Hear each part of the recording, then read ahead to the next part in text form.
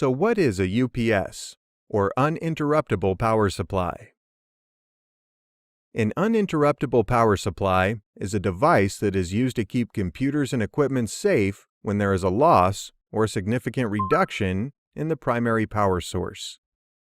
To achieve this, the UPS houses several batteries that take over when it detects a loss or reduction in available power. Once this is detected, the control is transferred over to the batteries, and via an inverter, the battery's DC voltage is converted into AC for the devices. In reality, it doesn't have to be computer systems and equipment that are kept alive by UPS. It could be anything from a fish tank to a foot massager. We aren't just talking about plain power outages, lights off, TV off, everything, but we can sometimes get spikes in power where a sudden drop can assure our devices are momentarily powered off, or something known as a brownout.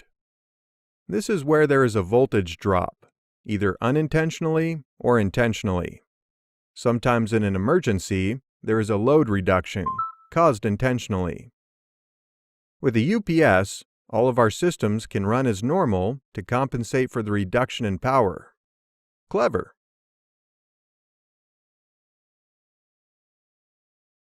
The amount of time the UPS can sustain a system for can vary, but it allows the opportunity for the issue to be resolved, or at the very least, allows for the systems to be shut down in a controlled manner.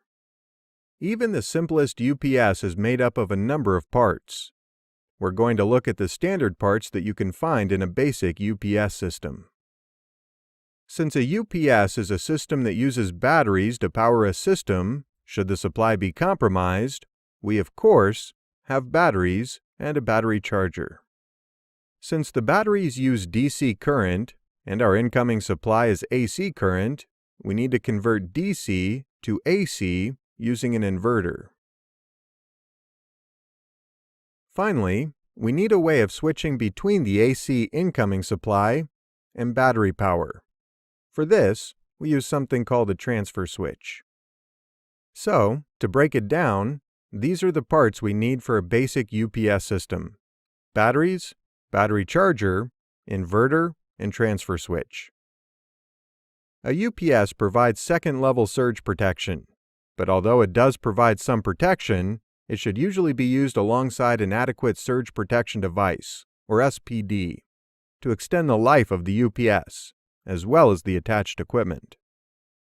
Sounds simple, right?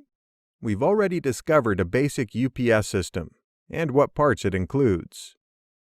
Now, we're going to find out all about the different types of uninterruptible power supplies and what their typical functions are. Firstly, and the most common in smaller systems, is the standby or offline UPS. This is the one you would normally use on a personal computer, for example. The standby UPS lays in wait for its time to spring into action, and once there's a power failure, it takes control. The standby UPS tends to be the most cost-effective UPS available. Next up, we have the line interactive UPS. You'll find this type of UPS in small business infrastructure. It is very similar to a standby UPS, but with the added ability to regulate voltage automatically. This means that it monitors the incoming supply and can help out if it detects that the voltage is a bit low, or a spike is causing it to go too high. It can add or subtract power in this way to make the output to our devices constant. Very smart.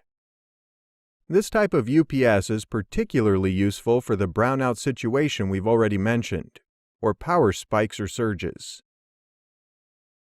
Now, we have the online double conversion UPS. Don't let the name put you off. This type of UPS is efficient as the primary source of power isn't the incoming supply. Rather, it is the battery power. So when we have a power outage, there's no transfer switch to close, meaning no time to switch that you can get with the other type of UPSs. When the incoming supply is on, the batteries simply charge up. It's called a double conversion because it converts the AC incoming supply to DC. and then the inverter converts it back to AC for the output. In general, it ensures a far higher degree of isolation of the load from the irregularities on the main supply. These are the most common types of UPS available. Of course, there are other types that fit a particular form or function, but these tend to be for more specialist needs. In summary, today we've learned about uninterruptible power supplies. We've learned that they can be used as a backup to mains power in an emergency situation, such as a power outage.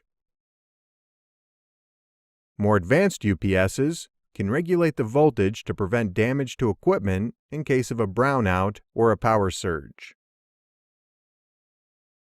We now have a good understanding of what parts are used to make up a UPS: batteries, a battery charger, inverter, and a transfer switch.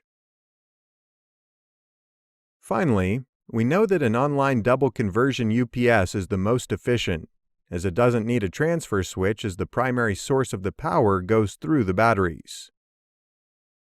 That's it for this video. I hope you enjoyed learning about UPS systems, why we use them, and what they're used for.